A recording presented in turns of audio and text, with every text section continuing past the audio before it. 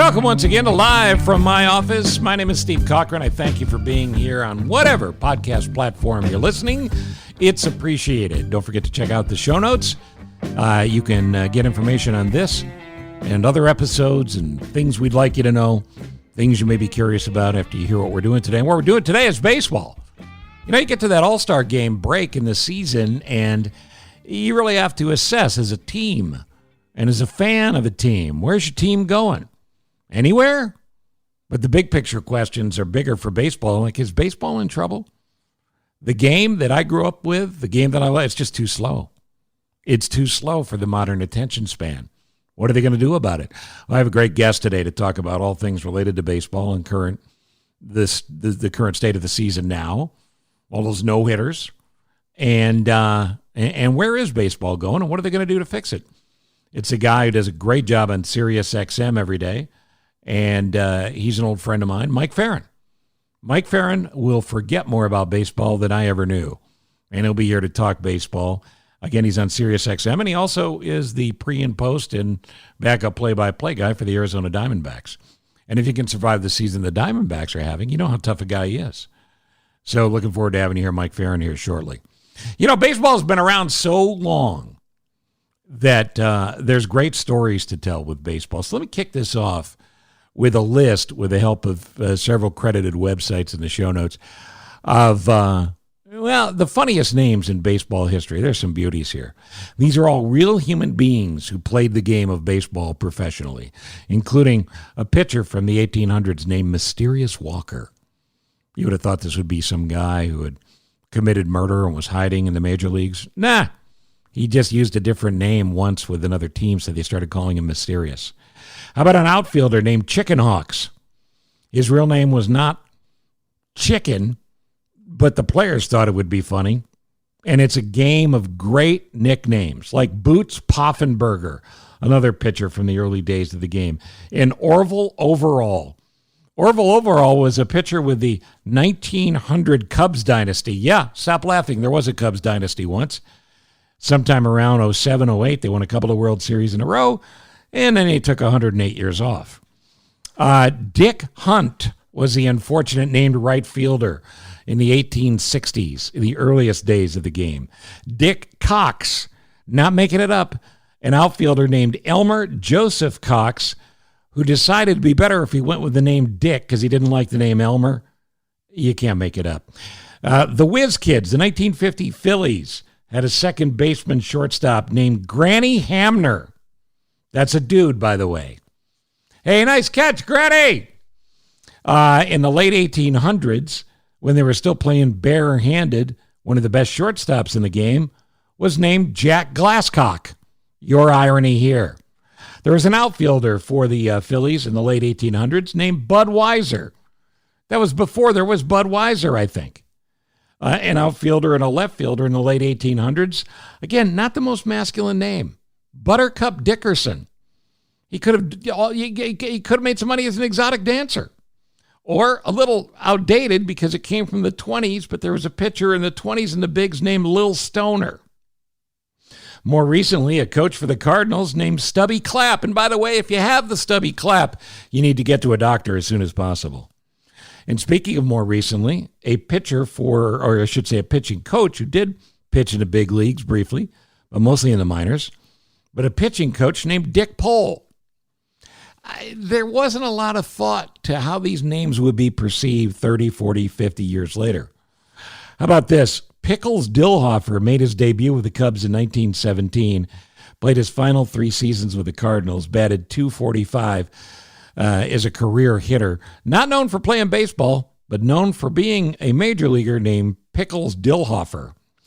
The game show host, the legendary host of Hollywood Squares, Peter Marshall, had a son who played in the bigs, just briefly. Had a lot of minor league time, but I think he spent a lot of time with the Kansas City Royals. His name, also unfortunate, Pete Lecoq. How about this? Your brother's George, your sister's Patsy. Patsy. Oh, that's a guy too? That's right. George and Patsy Thibault were the brothers of Pussy Thibault, another big leaguer, spent 13 seasons with Chicago, St. Louis, and Cleveland.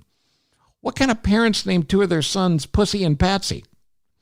Moving on with the greatest names in baseball history. This is fairly recent, but a man named Rusty Kuntz. And trust me when I tell you, the last name wasn't spelled the way it sounds. There was another pitcher from a long time ago named Cannonball Titcomb. Cannonball Titcomb sticks out for obvious reason, made 63 starts in his career, finished just over 500. So there you go. Also an unfortunate name. Not to be confused with the people that follow around the Grateful Dead, there was Ed Head. Ed Head, 27 and 23 career mark. Played his final game at the age of 28 years old. And another man whose father was a pro football player briefly, but his name, Wonderful Terrific Mons. I don't even know what to do with that. There was a right-handed catcher who went by the name Cal McLeish, which was good because his full name was Calvin Coolidge Julius Caesar Tuskahoma McLeish. He was from Oklahoma, and I'm going to go out on a limb and say his parents were drinkers. There was an outfielder named Chicken Van Winklewolf from Kentucky, 11-year career, mostly in the minors. As a matter of fact, I'm not even positive he ever got a shot at the bigs. But a couple of the most unfortunately named players were players that played in Illinois, where I'm broadcasting, or at least podcasting from right now. One, from Illinois, an outfielder named Johnny Dickshot. Not only a bad name, but he was self-proclaimed to be the ugliest man in baseball. Played for 6 years before he went on to, well, who knows what he went on to. And in the 1880s, a very brief career for a catcher in Illinois. We don't have a lot on this guy other than to tell you that his last name was Zuck, but he never liked it. So Charles Anthony Zuck changed his name to Tony. Oh, and he changed his last name too. Again, you just don't know how these things are going to turn out. But the catcher with the worst name in baseball history, Tony Suck from Illinois. All those are real, actual baseball names. Setting the table for you and getting you ready for this episode of Live from My Office featuring Mike Ferrin. We'll come back with that. And, of course, thanks as always to our title sponsor. That would be David Hochberg. All speed, by the way. Couldn't hit much, but, man, he could fly. David Hochberg, Team Hochberg, 855-56-DAVID or 56david.com. We're coming back on Live from My Office. If you're looking to purchase a new home or refinance your existing home, you need to do what I did. I called Team Hochberg, your trusted local lender. They're always looking out for your financial best interest. Low interest rates and low housing inventory have caused home values to increase over 20%. Unfortunately, many listeners experienced a reduction in their income and had to rely upon, credit cards to survive, just to feed the family. Well, I've got great news. If you qualify, Team Hochberg can now access 95% of your home's value to pay off debt and substantially lower your monthly payments. Think of all the stress you'd eliminate, how much money you'd save by using your home's equity to pay off your debt and substantially reduce your monthly payments. These are the tricks and tips that are perfectly legal that Hochberg knows how to get done. Team Hochberg helped me and my family and thousands of my podcast listeners use their home's equity to eliminate debt. But they can't help if you don't call 855-56-DAVID or go to 56david.com. That number again is 855-563-2843 or 56david.com for Homeside Financial, an equal housing lender, NMLS number 1124061. One of the things that's great about working for myself here on Live from My Office, because I am my own boss and I give myself a lot of time off, is the ability to pick up the phone and call my friends. I have a lot of them in this business, in related businesses who are very talented, very accomplished, and they're just great people. And one of them is Mike Ferrin. Chicago's own Mike Ferrin, is that fair to say? Oh, yeah, it's still, I still have the 312 number, so, you can take the boy out of Chicago, but you can't take the Chicago out of the boy. I remember when you left WGN and you were going to, go make your way doing baseball. You love baseball. You come from a baseball family. And there were people who thought you were nuts. And look at everything you got done on Sirius XM. Look what you did. Yeah, I thought I was nuts too. And it's funny. This week will be 14 years. Wow. That I've been there. It's time flies. Yes, it does. I mean, when we worked together at GN, I mean, that was the place that I wanted to be. That's the only place I ever wanted to work. And so leaving it was hard, leaving behind family and a lot of friends and everything that we had that was going on there. But it's been a really rewarding job. It's been a couple of different cities that we've lived in. We've been able to do it remotely, which is really nice. And so now, in Phoenix and still working with them, and they've been great. And so, yeah, it's hard to believe that this is, it'll be, I think it's 14 years on the 9th that I will have been with them. And it's a lot of fun, man. It's just, still beats working for a living. So. Yeah, it does. No, you're absolutely right. And plug your show on Sirius XM. It's middays, weekdays. What's the time slot? So it's 9 to noon Central. Power Alley is the show. It's me and Jim DeKett, former general manager of the Mets and the Orioles. We try to have a little bit of fun with it. Too much sports talk is too serious. Like, it's just sports in the end, right? Like, 100%. And you can tell me if you agree or disagree. My head explodes with the laziness, and some of it comes from inexperience. But if I hear one more reporter ask someone who just achieved anything athletically, tell us how you feel. How did you feel when you hit the game-winning home run? How did you feel when you qualified for the Olympic teams? It's just such a bullshit question. It makes me crazy. Talk about is the other one. Yeah, talk about this. Talk about what was going through your head. That's a good question. Yeah. Good yeah. God. Talk about your decision. Could you please? Could you please? Now you're a great play-by-play guy, and I know you're not getting, as far as I'm concerned, enough innings, but you are the backup play-by-play guy and the pre and post for the Diamondbacks, and I know you guys are struggling in a rebuild situation and all that. But being around a team every day has got to be fun too. Yeah, and I actually went to them and I said, bench me or trade me. So it's fine. No, it's been. So this is the 6th season I've been with the Diamondbacks, and it has been fun. One of the things I missed when I was just doing national stuff was, giving a shit about a team, like caring about winning and losing. Yep. And especially through the first 5 years of it, that was a lot of fun. This year has been a little bit different, just because, man, it has been really rough. But so you got to kind of detach yourself when you can. But yeah, it's neat, and getting to know people in the organization. We're really fortunate, especially on our baseball side. Torey Lavello, the manager, is just a tremendous human being. I don't know if you know this, but his dad was Sam Lavello, who created Hee Haw. I did hear that story, which made me endlessly entertained, because when I was a kid in the 3-channel universe, we watched Hee Haw because Dad was watching Hee Haw. And I literally still know the lyrics to Gloom, Despair, and Agony on Me, because I think that's what I felt each week when they sang it. Sure. Well, the result, he's got some great stories. I'll bet. Like waking up in the morning and Grandpa Jones is sitting at the table and, sports, right? So he's tremendous. The guys in our front office, one of my really good friends is one of the executives there. Mike Hazen, who's the general manager, I've known for years. I knew him back to his Boston days. And same with his assistant GM, Amel Sadai. And so, it's people that are like my age that I've known and interviewed over the years, and now get to know a little bit better and deal with them. And I'm not in baseball operations, so I'm not in the trenches. But being able to ask them questions and learn from them has been a lot of fun as well. So it's there are a lot of really good people that have been fortunate to work with here in Arizona. And Greg Schulte, who's our lead play-by-play announcer on radio, is a Quad Cities guy, and he actually grew up with our buddy Spike O'Dell, and so it's been nice having somebody with Midwest roots too. Sure.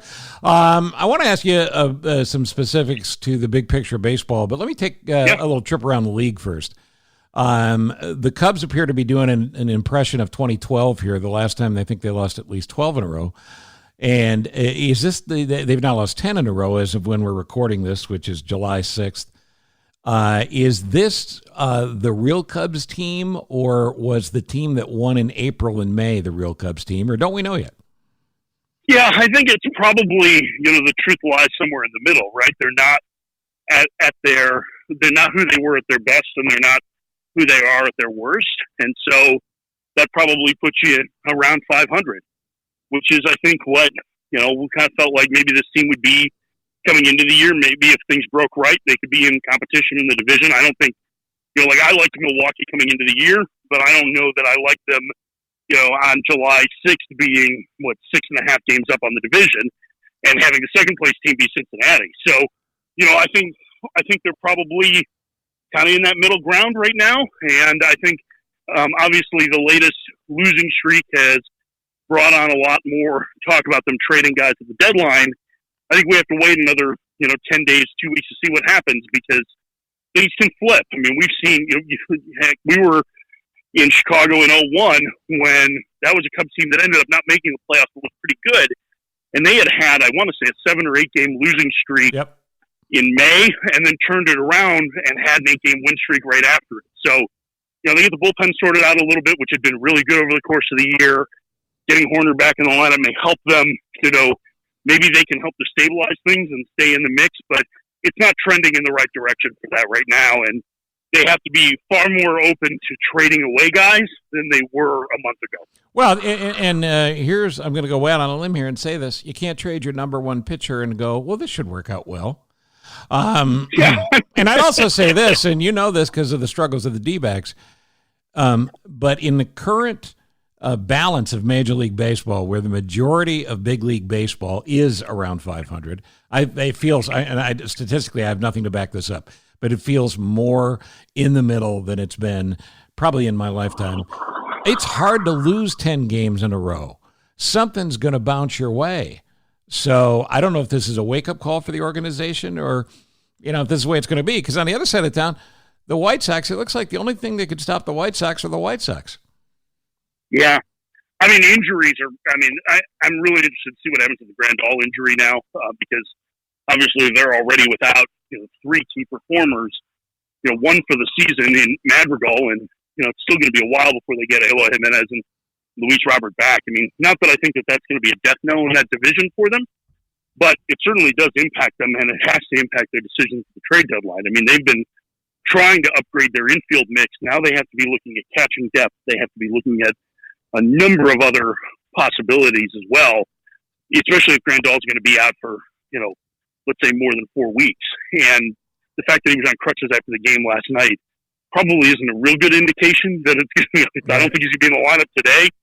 So they have some work to do, and work in spots that I don't think that they could have anticipated. I think going into the year, you didn't feel like adding to that offensive mix was going to be something that they needed to focus on. Maybe some depth at the deadline, but, it was going to be, hey, we need to add a couple bullpen arms and whatnot. Their starters have been phenomenal. I mean, their starters have been great, and I really love, if they can get to the postseason, the idea of shortening things up where, maybe you're taking Cease and putting him in the bullpen with Crochet and Kopech and Liam Hendricks at the end of games, where you're down to like 8 pitchers that you're really going to use. Their 8 match up really well or better than anybody across baseball. So I think it's really interesting once they get there, but they're going to need to score some runs, and they're going to need to get some external help, I think, to help fill out that lineup. So let me jump back to your division for a second. The Giants are way better than I thought they would be. The Dodgers have a huge PR problem with a pitcher that's been accused of some really horrible domestic violence and abuse. But on the field, they look like they could repeat. In the National League, if you throw it in, the East is weak. The Brewers look pretty good, but the Central's weak. I mean, it seems to be the Giants and the Dodgers, or is somebody going to surprise me? Well, San Diego's pretty good too. I mean, I think they're that third team in the mix, and obviously Fernando Tatis Jr. is one of the best stories in baseball, just in terms of his overall ability. I mean, I'm not sure that baseball has had a player this dynamic and magnetic since Griffey. Just in terms of what he brings out, both on and off the field. I mean, he's a guy that you just kind of gravitate towards personality wise. So I think there's a lot to be excited with San Diego. And while they're a little bit further back in the division, they have a very good team, and they're, 6 or 7 games clear of Cincinnati for a wild card spot. Mm-hmm. So, I mean, they're pretty good, all 3 of those. The one thing I would quibble with a little bit in that is you're right, the East is mediocre. Milwaukee is really good. They are really good. That's a really good team. And seeing them 7 times this year, Woodruff and Burns and Peralta, their top 3 starters are as good as anybody in the league. And obviously they have Josh Hader finishing games. They've gotten really good work out of Brad Boxberger. Devin Williams was the Rookie of the Year last year, and while he's not putting up the same ridiculous numbers he did over the 20 innings he pitched last year, he's still a very good reliever. They have some offensive needs. They filled some of it by trading for Willie Adames, who's been amazing for them. But I think that's another team that will get deeper at the deadline. They will add some offensive pieces, and I think that's a legit World Series contender in the National League. Boston running away with the East for the most part, but Tampa Bay is not going away. Toronto's a little farther out. The Yankees can't buy one, it appears, this year. Red Sox in Houston, are they going to hold on? Yeah, Houston is going to have a good test from Oakland, I think, over the course of the year. I really like Oakland's pitching.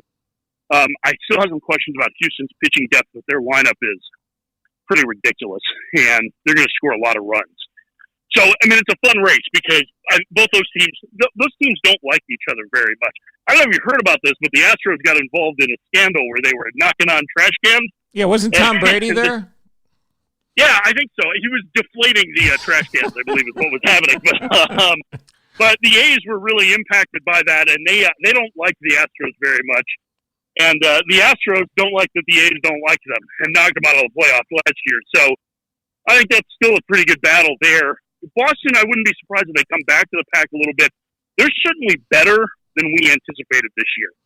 And I do think that they have a front office that is creative and aggressive and will improve their roster, and specifically the back end of their rotation before the deadline. But Tampa Bay is a talented squad. I think they, in the long run, are probably best positioned to win that division. But I would not be surprised if, we're talking about Boston, Tampa Bay, Houston, Oakland, and the White Sox are the 5 playoff teams in the American League. It's for as much as I agree with you. There are a lot of teams that are kind of in the middle. We actually have some separation in most of these spots now, which isn't great for the second half for external fans. Fans of teams that may not be within 4 or 5 games of the lead. Unless you can see one of those, like say in Atlanta get hot, which they certainly have the talent to do, or I don't think it's going to be in it for the Twins, but, let's say the Yankees or Toronto, who, Toronto has a lot of really good young talent, especially offensively.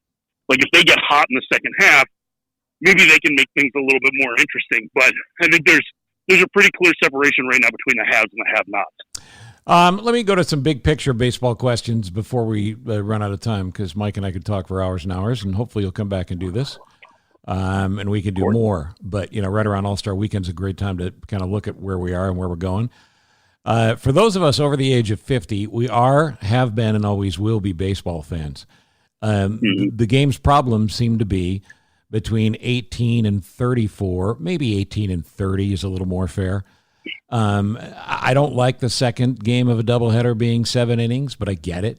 I don't like the runner, going out to second. To start the 10th, but I get it. Are we going to get more, in my word, gimmicky stuff coming the way to try to engage younger fans and speed the game up, maybe? Yeah, I think so. I think the 7-inning doubleheaders, and which have been done in the minor leagues for a long time, and I've always been a fan of it in the minors. I was a fan of it coming, especially last year with health and safety protocol.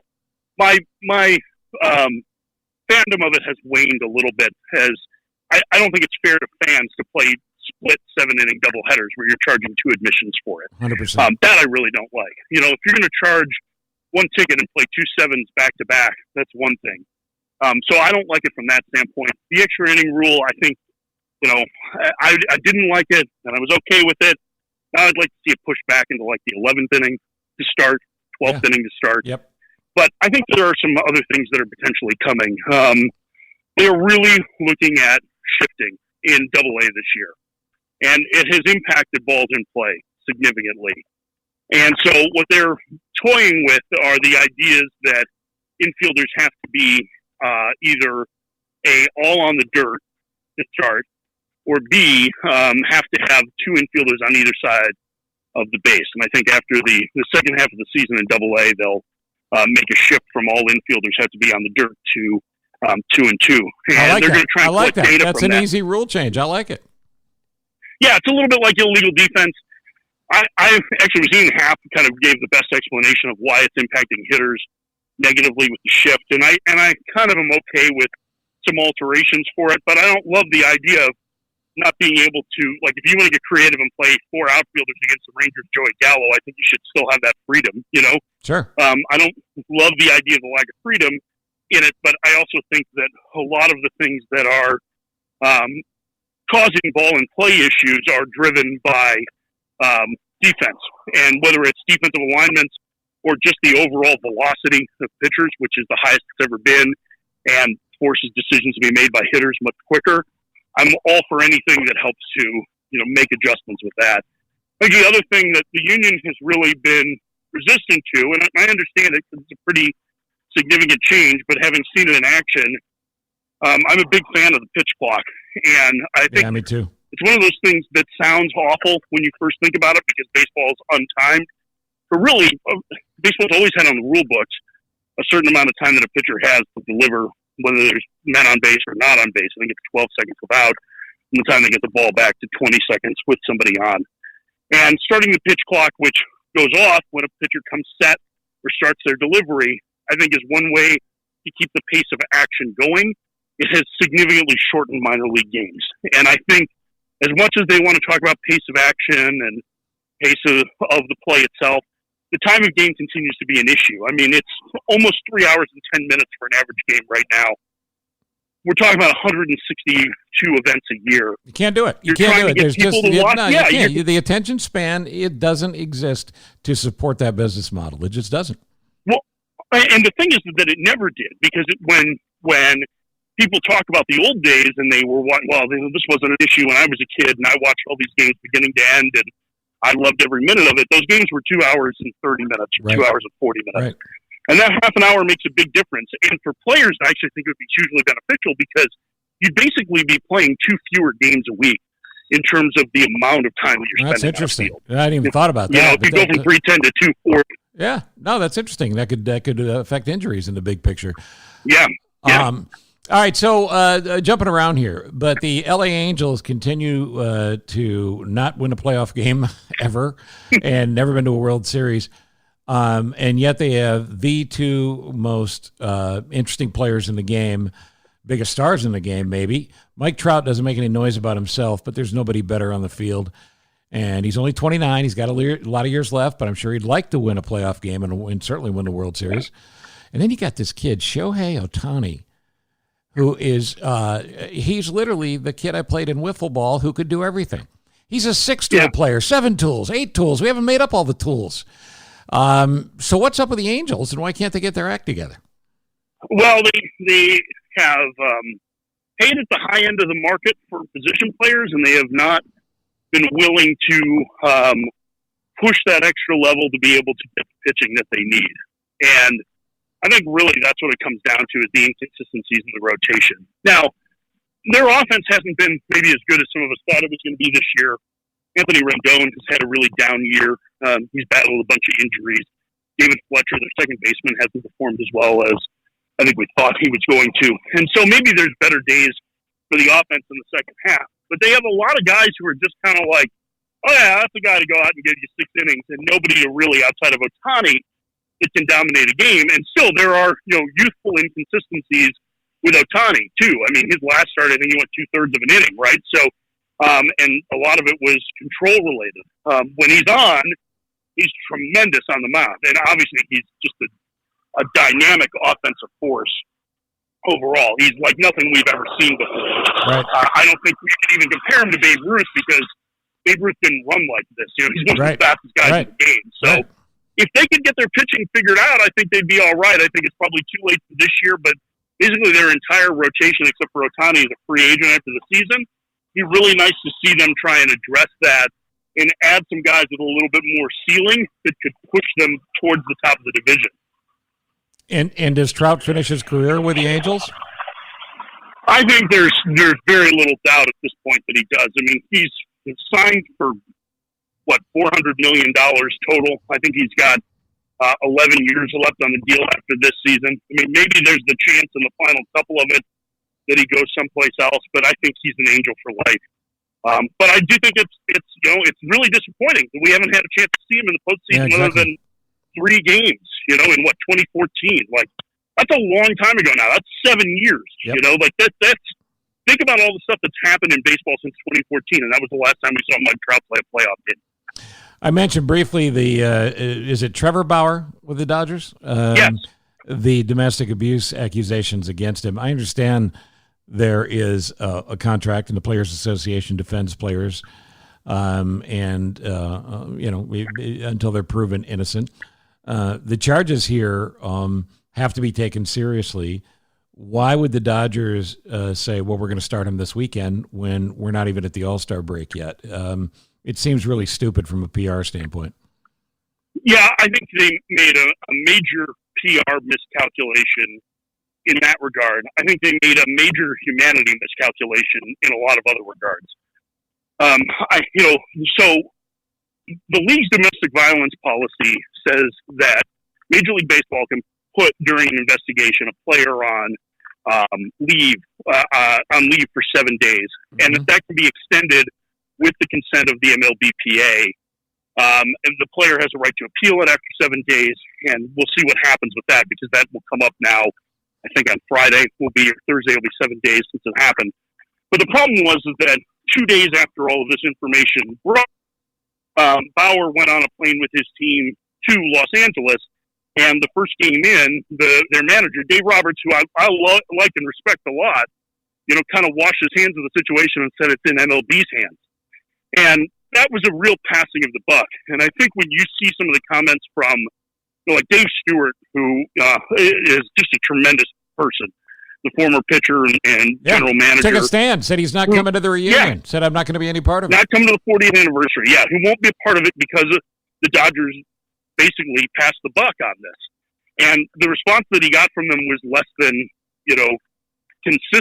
less than he got a form letter. He got a letter that he got a letter that said we are defending the player into the investigation, and that's all there is to it, essentially. I mean, and that's ridiculous. Like, everybody is afraid of litigation with the union, but the reason why you have arbitration is to settle disputes between employers and management in a situation where the employers are represented by a union. We treat it as if it's this horrible thing, but it's like those disputes are meant to go in front of an arbiter to decide that and to see, who is right or wrong. And the worst thing that you lose out of it potentially is money. And in the situation that they're in anyway, they're paying the player. So, like, who cares? They could have done the right thing right away. They could have put him on the restricted list. They could have let it be a fight for the union. And really, the union has to defend him because he's a union member and these are contract situations. But from the standpoint of a lot of his teammates, undoubtedly, and a lot of the union members, based on what they've read and seen, I'm not sure that he's going to have a whole lot of support of people that just have his back willy-nilly. So I think, and especially in the last year and a half, where we've seen Major League Baseball players find their voice in the aftermath of the Astros, and then last summer in a way that they never have before. That is one of the worst stories of the season, obviously. What's the best story in baseball so far this season? Is it all the no-hitters? Well, I mean, Ohtani. Ohtani. It's Ohtani. I mean, it's got to be Ohtani. I mean, the dude's got 30 home runs at the All-Star break. He made the All-Star game. 3-something ERA, right? Yeah. He made the All-Star team as a hitter. The fans voted him as the designated hitter. And then he was also voted by his peers to be one of the pitchers. Yeah, it's crazy. So he made the All-Star game twice in 1 year. It's incredible. What he is doing is incredible. And I think, if you want to use it as a jumping off point to stuff that's a little bit bigger, there's just an immense amount of young talent in the game. And I think we as a baseball coverage industry do a really lousy job of covering it. Because I think we spend so much time bickering and fighting about the way the game used to be and ignoring the fact that you have these transcendent talents like Tatis and like Ohtani and like Ronald Acuna Jr. and like, Juan Soto. And I'm going to leave out a number of these, kind of early to mid-20s guys that are superstar level players already that are incredible to watch. Vlad Guerrero Jr. We legitimately could be talking about the son of a Hall of Fame or making the Hall of Fame. We've never had that before, And so, like, he's probably, outside of Ohtani, the second leading candidate for the American League MVP. Like, this is a really robust period of high-end young talent. And I think it's worth celebrating that every day because some of these guys are doing things that we've never seen before. There's a lot of reasons to love baseball, and if you've lost your love for the game through the years because maybe your kids aren't into it and they're growing into teenagers, whatever, coerce them into going to a game. I mean, I really think the experience of going to a game is a big deal, and it can bring people back in. All right, so I got Boston and the Dodgers in the World Series. When we come back later in the second half and do this again, we'll compare notes. Who you got? As of right now, boy, that's a good one. I'm going to go with Milwaukee. I really like the Brewers. I think they're a really good team. And I think the White Sox are going to get healthier and stuff. So I'll go Brewers, White Sox. Oh, that'd be great. How great would that be? Fantastic. I mean, you can smell the kielbasa from here, Stevie. It's my friend Mike Ferrin. Listen to him weekdays, 9 to noon. Is that Chicago time or East Coast? Yes, Chicago time. 9 to noon, Chicago time on Sirius XM. And you can hear Diamondbacks games on Sirius XM because they got every game in America. And if you're lucky, you might even catch a few innings of Mike doing the play-by-play. But you can certainly get the pre and post. There's nobody better. You're a tribute to the game, but you're a better friend, and I appreciate you coming on live from my office.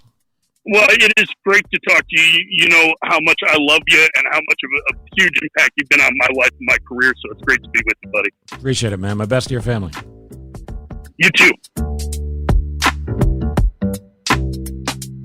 Are you purchasing a home and tired of getting your offers declined? You need to do what I did. I called Team Hochberg, my sister, my daughter, my son, my daughter-in-law. Look, if it's good enough for my family, you know I'm recommending it to you.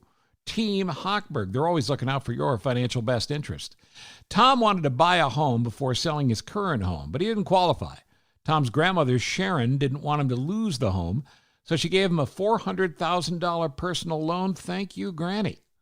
A banker told Tom he'd have to wait 6 months to secure a mortgage to pay back his grandma Sharon. That's not true. Sharon didn't want to wait 6 months, so she called Team Hochberg for a free consultation. Team Hochberg helped Tom secure a delayed finance mortgage so he could pay grandma back immediately upon the sale of the current home. To learn more about how your family could benefit from delayed financing and help you in the process, the little risk to the family member here issuing the short-term loan, by the way, call Team Hochberg at 855-56-DAVID or go to 56david.com. That's 855-563-2843 or 56david.com. Homeside Financial is an equal housing lender, NMLS number 1124061. Thank you, Mike. He will be back because I want him to come back. He's great. And listen to him on Sirius XM. The charity, Mike's wife, amongst her many duties, is helping out animals in Arizona where they live. And he asked me if I'd mention this, and I'm happy to do it. The Arizona Animal Welfare League. They do great work. Listen, wherever you're listening to Live from my office, and I mean anywhere in the world, there are great organizations protecting animals to the best of their ability, and every one of them needs your financial support. But if you want to reach out to one of the best, Arizona's oldest and largest no-kill shelter, the Arizona Animal Welfare League and SPCA, that's at aawl.org, aawl.org.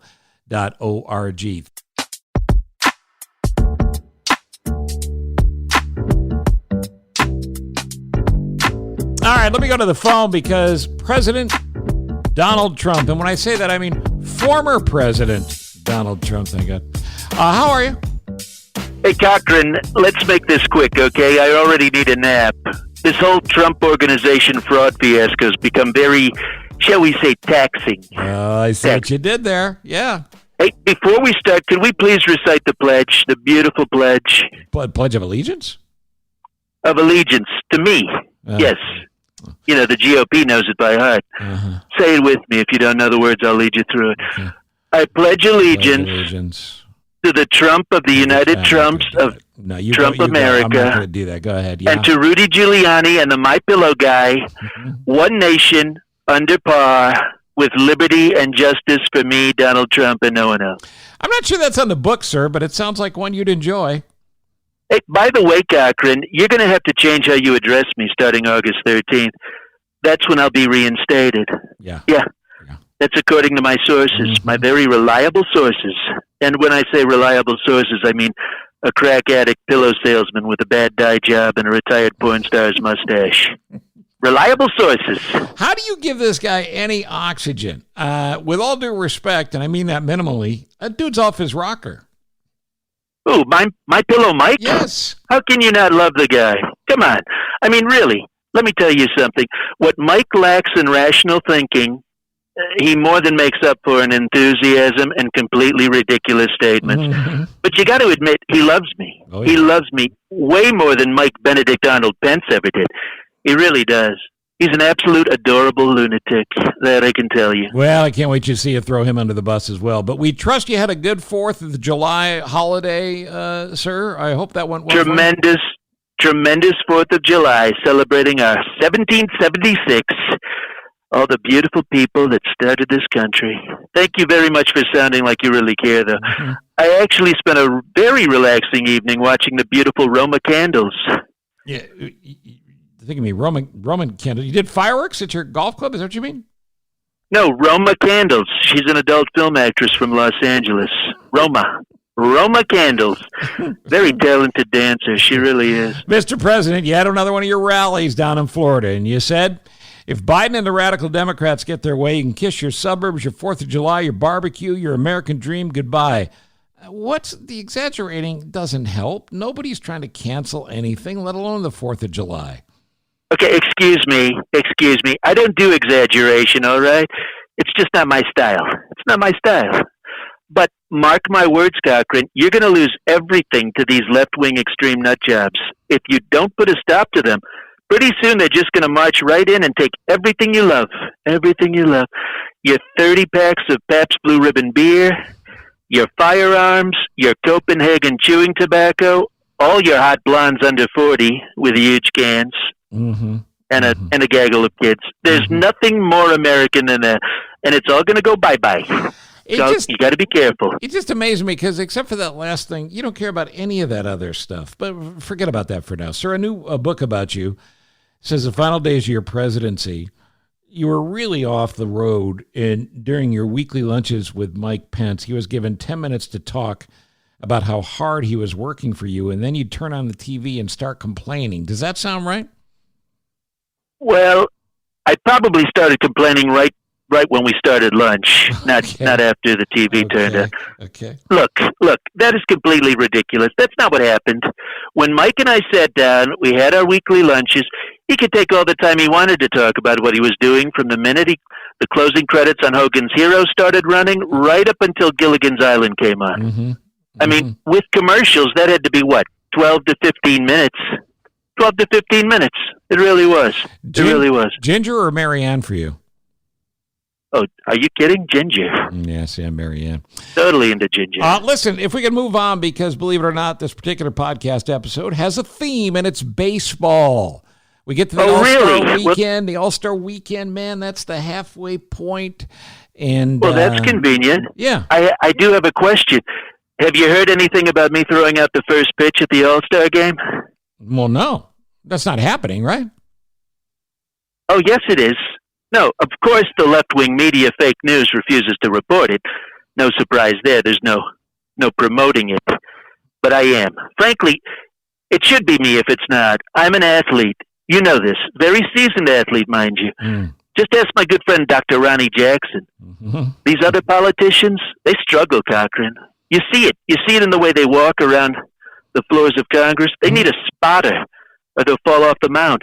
McConnell can't even climb out of the dugout to argue at the ump. Well, that I do believe. Okay. I've got a fastball, Cochran. It's about 100 miles per hour. I don't believe that, even if you're driving with a ball in the car. Lots of people are saying I could pitch in the big leagues today. Can you name any of those people? With me on the mound, all those baseball wives and the hot groupies and low-cut tops and short shorts won't be able to keep their hands off Trump. That I can tell you. Keep dreaming. Look, yeah. Oh, sure. Yeah, absolutely. And you know all those no-hitters this year, right? When I throw out the first pitch at the All-Star game, I guarantee a no-hitter. Easily. Easily. Believe me. It's a ceremonial pitch, sir. There's no hitter. There's no batter. Well, technicality. It still counts. And then there's this guy, what's his name? Shohei Ohtani? No. You mean the story of baseball this year. Shohei Ohtani. Yeah, they say he's 6'4" and he's Japanese. Come on, are you crazy? That's 2 grown men in Japan. Yeah, I'm not going to touch that. Not going to touch that, sir. That's what Stormy said. Okay, I got to go throw, so I'm ready. Got to warm up. After executive time, of course. Well, as always, I regret you called. Thank you, President Trump. Later, loser. That sounds like he's throwing on the side there. Yeah.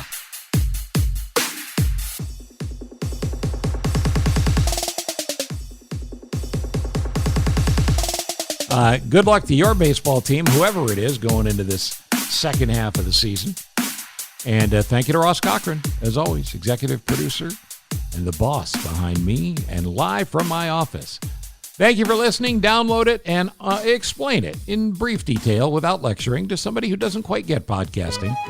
And remember, you can get it wherever you get podcasts. I look forward to your emails at thecochranshow@gmail.com, and I look forward to talking to you next time when we come back on Live from my office. 30 years plus on the airwaves, you have turned your dial to me.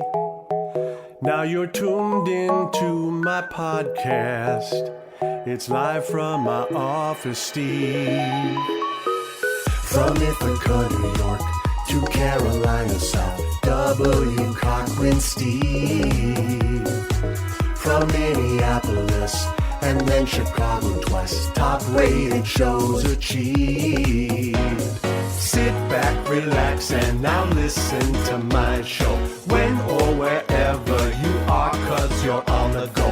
A-list celebs with some laughs and great info. Live from my office, the Steve Cochran Podcast Show. Yeah. No better place to be. Yeah. Subscribe and like for free. Yeah. Live from my office, Steve. So glad you're with me. It's Live from my office, Steve. Thank you for listening to Live from my office, a service of Monkey Run Productions. All rights reserved. The podcast is hosted by Steve Cochran, and it's mixed, edited, and produced by me, Ross Cochran. Support the show by subscribing wherever you're listening and by telling your friends about it. Follow Steve on all social media channels, including Facebook, Instagram, Twitter, and LinkedIn, and make sure you check out this episode's show notes for relevant information discussed during the conversations.